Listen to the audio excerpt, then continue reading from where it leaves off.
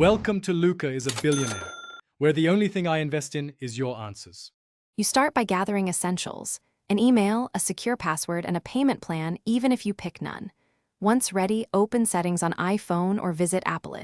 Apple.com, make sure your device date/time is accurate so verification doesn't fail. Tap Sign In, then choose Create Apple ID to begin.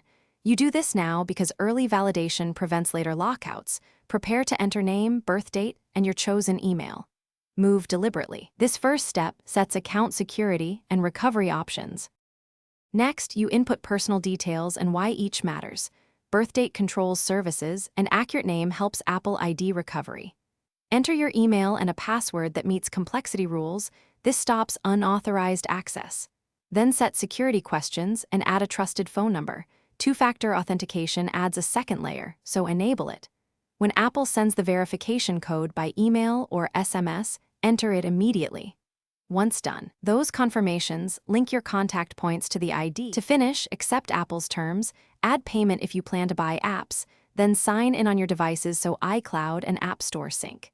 Make sure Find My is enabled for device security.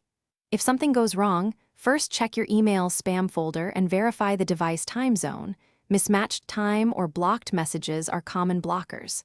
If verification codes fail, request a new code and re-enter carefully. Once complete, test by downloading a free app to confirm everything works. Thanks for watching and please subscribe. It's the best investment you'll ever make.